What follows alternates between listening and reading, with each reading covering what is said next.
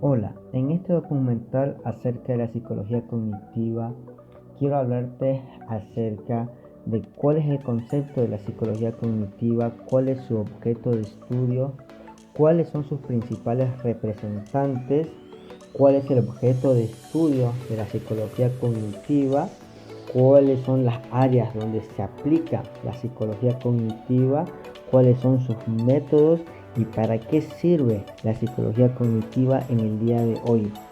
El nacimiento de la psicología cognitiva está asociado directamente a dos fenómenos fundamentales. Uno de ellos interno a la psicología, la cual es la crisis del conductismo, y el segundo inicialmente externo, que es la aparición de un nuevo mundo, el procesamiento de la información a través de métodos como lo que es la computadora. Se inició como una alternativa que sustituyó a la perspectiva de estímulo y respuesta que daba el conductismo. Esto fue proporcionado por los conductistas y que se habían abierto a la consideración de los procesos psíquicos privados, aunque sin estar en posesión de una teoría adecuada ni de un soporte metodológico capaz de dar cuenta de ello. Por tanto, el paso del conductismo al cognitivismo no podría interpretarse como un revolucionario cambio de paradigma, sino como una transición importante, pero más progresivo. El periodo clave de transición entre las dos escuelas se puede situar en torno de las décadas de 1950, en la que se van sucediendo intervenciones y aportaciones de diversos signos que dan fin a la primicia del conductismo e inicia el periodo cognitivista que se consolidaría progresivamente. El objeto de estudio, el centro de atención pasa a ser la actividad mental y no solamente la conducta externa. Esta actividad supone una rica variedad de procesos mentales donde el organismo no es pasivo. La psicología cognitiva estudia nuestros procesos mentales en un sentido generalizado. Estudia lo que son los juicios, lo que son las tomas de decisiones, lo que es los recuerdos, aprendizajes, sentimientos y pensamientos. Entre los principales representantes tenemos a Jean Piaget. Es uno de los grandes nombres de la psicología contemporánea y tuvo una vida muy larga y productiva desde el punto de vista de la investigación, que le interesó desde muy pronto. De hecho, siendo alumno de bachillerato, ya publicó trabajos científicos de valor reconocidos sobre moluscos alpinos. Trabajó con Lips, Simons, Clark y Bobet. Sucedió a Merleau-Ponty en la Sorbona en 1952 y desde 1953 trabajó en el Centro Internacional de Epistemología Genética de Ginebra.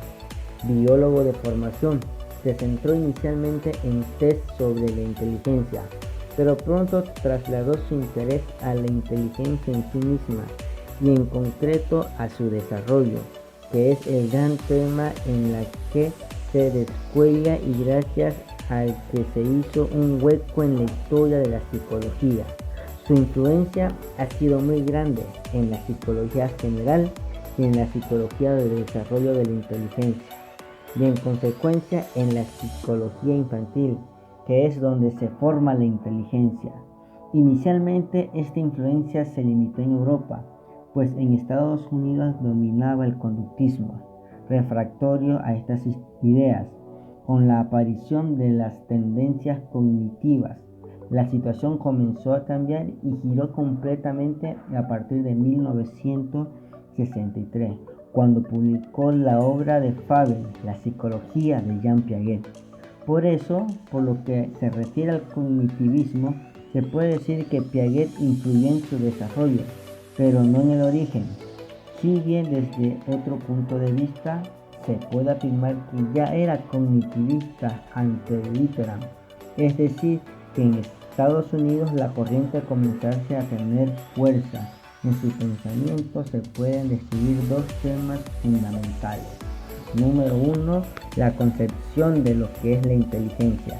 Piaget tiene una concepción original y novedosa de la inteligencia, al enfatizar su carácter de acción humana y no de puros procesos lógicos.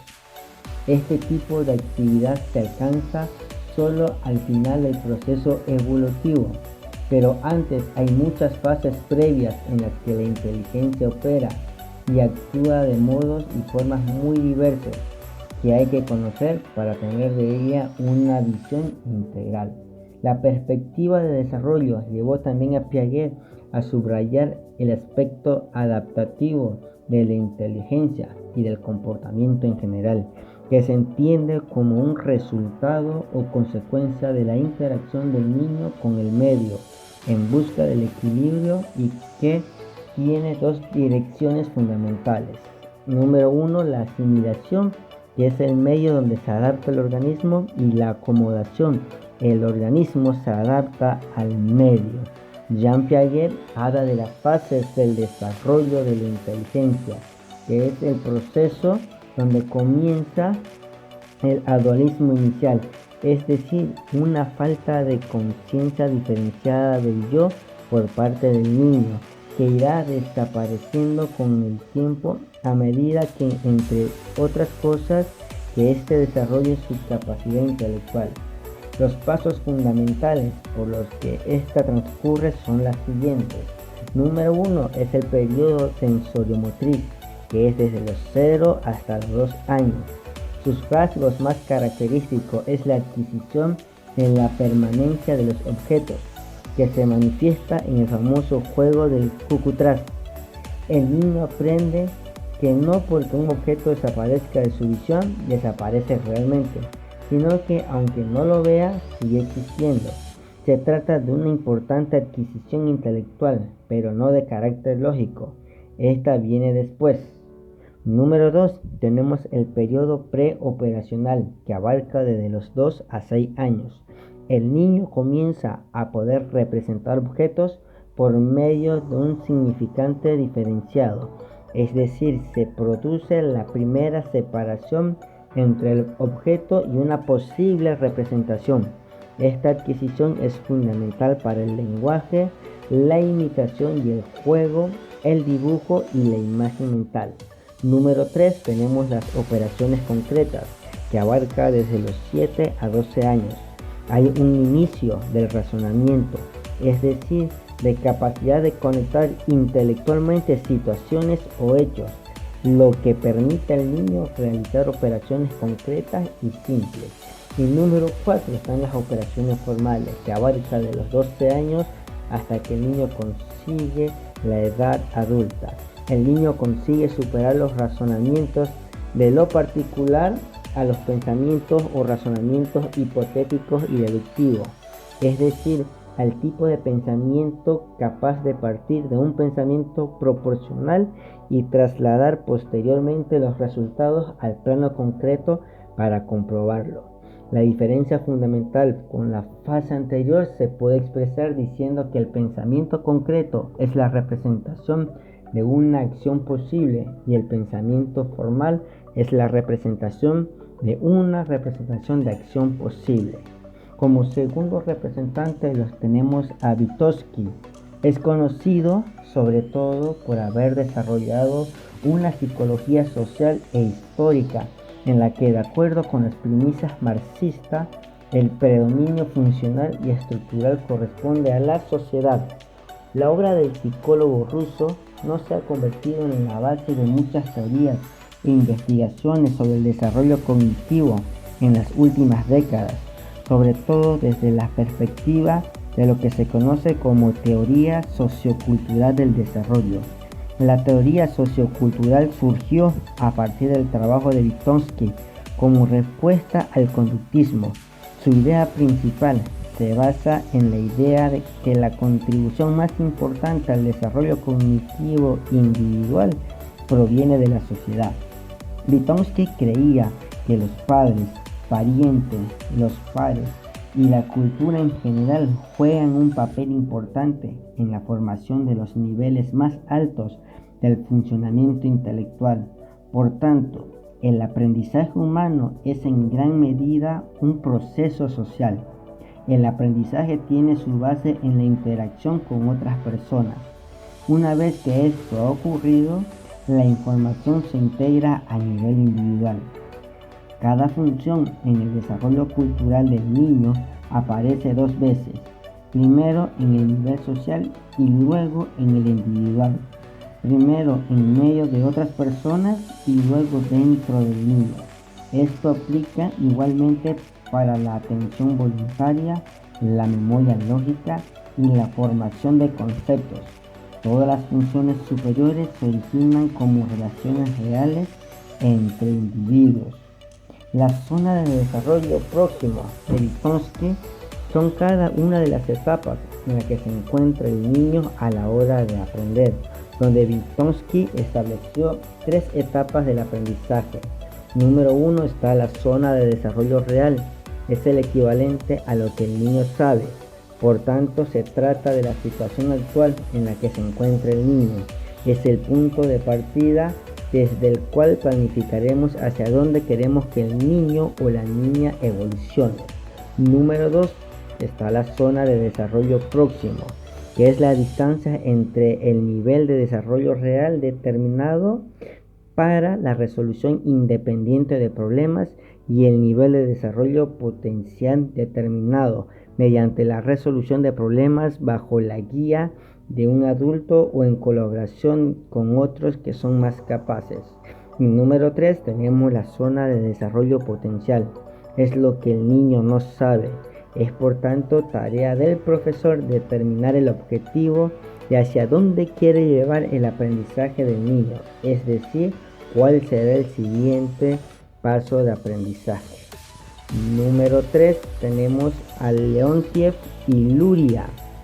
Fueron discípulos y colaboradores de Vygotsky, siendo el último el más conocido en Occidente. Sus trabajos versan sobre el lenguaje y la neuropsicología y la psicopatología. Luria estudió la función reguladora del lenguaje sobre el comportamiento, así como sus disfunciones, en concreto a la afasia. Posteriormente amplió estos trabajos intentando establecer sus bases cerebrales. A partir de sus trabajos que se ha diseñado el test neuropsicológico de Luria, muy utilizado para el diagnóstico de problemas en las funciones cerebrales. ¿Cuáles son los síntomas? Un trastorno cognitivo es un tipo de trastorno mental que afecta de forma central a nuestras habilidades cognitivas, las que nos capacitan para poder llevar a cabo las tareas que necesitamos realizar en nuestro día a día. Es una alteración que afecta a la mente a diferentes niveles relacionados con la previsión, la planificación y la búsqueda de soluciones de problemas. Se considera que el trastorno mental cognitivo es un trastorno psicológico que tiene como causa algún problema en el funcionamiento normal de las funciones cognitivas básicas, también conocida como terapia racional o terapia emotiva racional.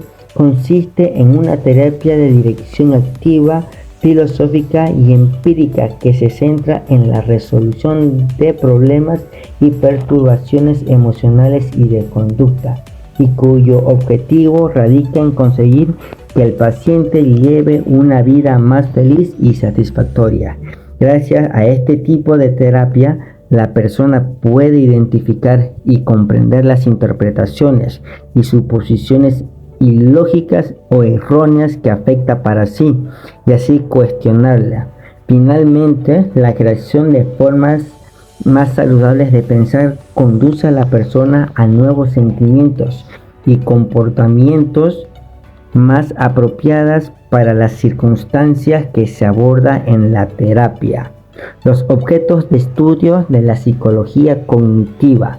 Como toda ciencia, la psicología cognitiva tiene unas áreas de interés más o menos definidas y donde se concentra gran parte de la investigación científica.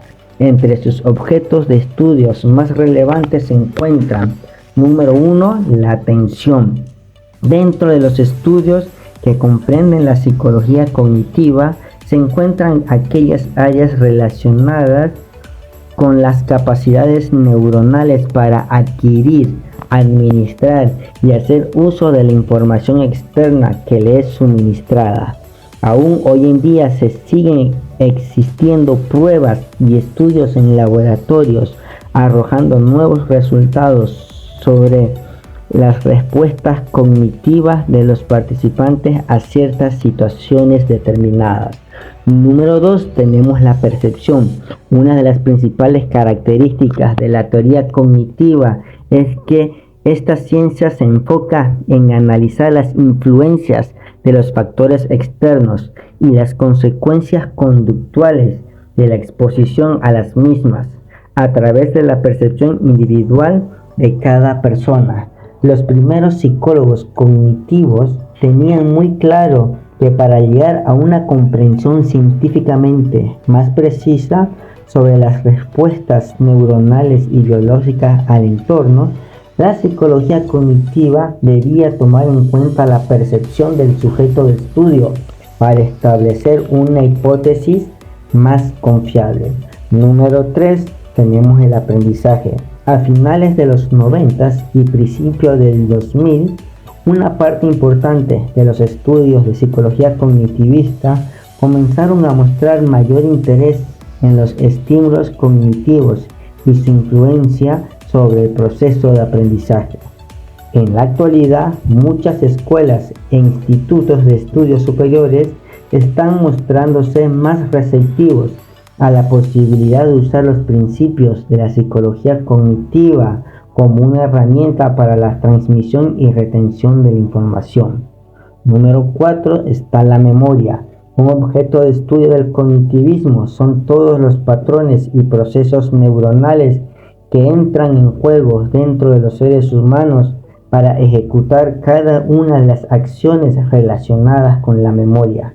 Dentro de la psicología cognitiva, pocos campos de estudio resultan tan fascinantes como aquellos que se enfocan en analizar los fenómenos que estimulan la capacidad de retener y almacenar información dentro del cerebro.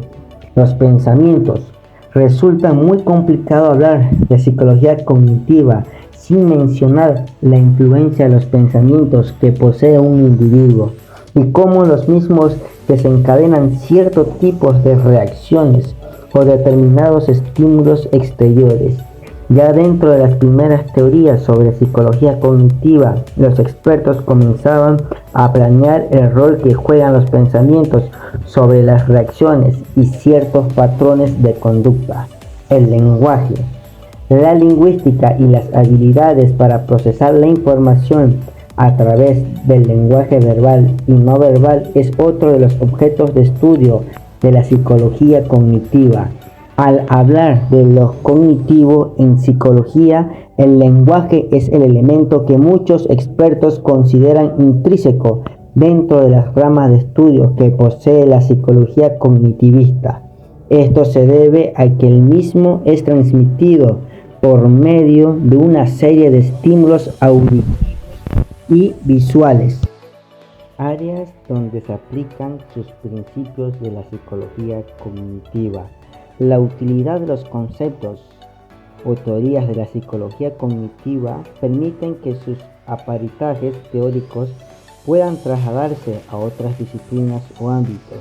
Estos son algunos de ellos. La psicología educativa. Los principios y teorías de la psicología cognitivista poseen una enorme relevancia dentro de la especialidad de la psicología, que se encarga de realizar un seguimiento a los procesos de aprendizaje y percepción de la información. Tanto la psicología educativa como la psicología escolar moderna cuentan con una base teórica y experimental fuertemente influenciada por los estudios más recientes sobre psicología cognitiva. Número 2 están los estudios de casos clínicos. Desde las primeras hipótesis sobre la psicología cognitivista publicados a mediados de los 50, Muchos de los autores habían planteado hipótesis sobre cómo la respuesta cognitiva influye directamente en las reacciones de pacientes mentalmente inestables. Si se analiza con detenimiento qué estudia el cognitivismo, es perfectamente comprensible cómo las experiencias y asociaciones cognitivas ante los estímulos externos pueden permitir elaborar hipótesis científicamente más sólidas sobre muchos de los trastornos psicológicos que se evidencian en la mayoría de los casos de estudio clínicos. Número 3. Análisis de la personalidad. El objeto de estudio de la psicología cognitiva más frecuente en la mayoría de las investigaciones de psicología cognitivista se centra en el análisis de todos aquellos factores y estímulos externos que infieren sobre el proceso de desarrollo de la personalidad del ser humano como individuo. Actualmente dicha área de estudios se encuentra entre las más conocidas de la psicología cognitiva por parte del público en general, ya que muchos medios de comunicación, tanto tradicional y digital, se han enfocado en concienciar más a las personas sobre los elementos externos y cómo los mismos pueden resultar un factor clave para estructurar todos aquellos elementos que componen la personalidad. ¿Para qué sirve la psicología cognitiva? Podemos ver que esta rama de la psicología tiene mucha utilidad. No solo se aplica en la área de clínica, sino que puede verse requerida en ciertos campos de la lingüística, ya que se basa en el estudio de la concepción del lenguaje y cómo éste puede condicionar la manera en la que se desarrolla el pensamiento. Número 1. Sirve para estudiar los movimientos de la mente humana. Número 2. Llegar a comprender el funcionamiento de la memoria. Número 3. Establecer esquemáticamente cómo funciona cada una de las partes de la mente. Número 4. Aprovecha los estudios del cerebro para promover las formas de potenciar el aprendizaje, comprendiendo que los niños requieren mayor atención en este aspecto. Número 5. Permite una interacción más precisa con todo lo referente a la memoria. ¿Cuáles son los métodos de la psicología cognitiva? Para acceder a lo mental que es inobservable, la psicología cognitiva utilizó y utiliza 3 métodos, que son la introspección, los estudios experimentales y la construcción de modelos computacionales. En la introspección cabe distinguir aquí la introspección clásica y la introspección actual. En cuanto a la introspección clásica, este método alcanzó gran nivel técnico con la escuela de Würzburg a comienzos del siglo XX y fue aplicado en un marco cognitivo. Otras críticas más generales fueron: número 1. El observador debe manipular por sí mismo la presencia y cualidades del fenómeno y no recibirlo de sorpresa, como ocurre cuando el sujeto y observador son las mismas personas. Número 2. La autoobservación no es eficaz, pues el observador debe dividir sus recursos mentales entre experimentar el fenómeno y poder observarlo. Número 3. La autoobservación no puede repetirse varias veces. Número 4. La introspección es siempre retrospectiva y mientras tanto puede perderse mucha información. Muchos datos de la mente no son accesibles a la conciencia. En cuanto a la introspección en la actualidad, gracias a la psicología cognitiva, se revalorizó la introspección, que había quedado prácticamente eliminada desde los comienzos del siglo XX. Sin embargo, la posición de los nuevos mentalistas es ambivalente. Unos valoran la introspección, pues la psicología debe también estudiar la experiencia mental, mientras que otros la rechazan, pues la conciencia es un tema a estudiar y no una herramienta de investigación. Como segundo método tenemos los estudios experimentales. Básicamente consiste en manipular los estímulos y registrar las respuestas obtenidas.